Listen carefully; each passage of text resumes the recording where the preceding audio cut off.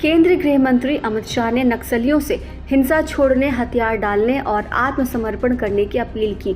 अगर वो ऐसा नहीं करेंगे तो उनके खिलाफ चौतरफा अभियान चलाए जाने की चेतावनी भी दी। शाह ने यहां से छत्तीसगढ़ के नक्सली हिंसा के 55 पीड़ितों को संबोधित करते हुए ये भी कहा कि माओवादी 31 मार्च 2026 तक अपनी आखिरी सांस लेंगे और तब तक उनका सफाया हो जाएगा।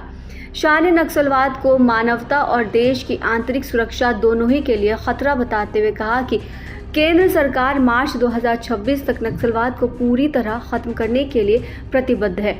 मोदी सरकार की नीतियों के कारण वामपंथी उग्रवाद अब छत्तीसगढ़ के कुछ ही जिलों तक सीमित रह गए हैं। प्रधानमंत्री नरेंद्र मोदी की नीतियों को सराहते हुए गृह मंत्री ने कहा कि प्रधानमंत्री मोदी ने ये तय कर लिया है कि देश से नक्सली हिंसा और विचारधारा दोनों को मिटा दिया जाएगा।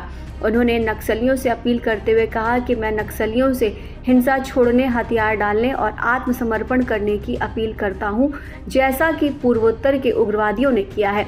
अगर आप नहीं सुनेंगे तो इस खतरे को खत्म करने के लिए जल्द ही एक ऑल आउट ऑपरेशन चलाया जाएगा। सुरक्षा बलों ने माओवादियों के खिलाफ अपने अभियानों में खास सफलता हासिल की है, क्योंकि ये समस्या अब छत्तीसगढ़ के कुछ ही जिलों तक सीमित है। आगे गृह मंत्री ने कहा कि माओवादियों ने एक बार पशुपतिनाथ, जो कि नेपाल में स्थित है, वहां से तिरुपति यानी आंध्र प्रदेश तक एक गलियारा स्थापित करने की योजना बनाई थी, लेकिन मोदी सरकार ने उसको नष्ट कर दिया। उन्होंने आगे कहा कि गृह मंत्रालय राज्य सरकार के साथ मिलकर छत्तीसगढ़ में नक्सल हिंसा प्रभावित लोगों के लिए अगले 3 महीनों में एक व्यापक कल्याण योजना तैयार करेगा। उन्होंने कहा कि हम नौकरियों, स्वास्थ्य देखभाल और अन्य क्षेत्रों में अपने कल्याणकारी उपायों के जरिए हर संभव तरीके से आपकी मदद करेंगे। ये बातें उन्होंने नक्सल पीड़ितों से कही हैं।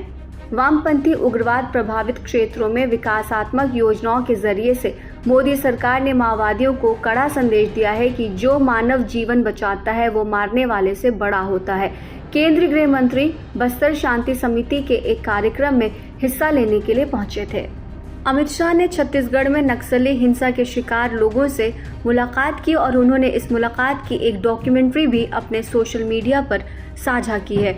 ये डॉक्यूमेंट्री बस्तर शांति समिति के बैनर तले बनाई गई है।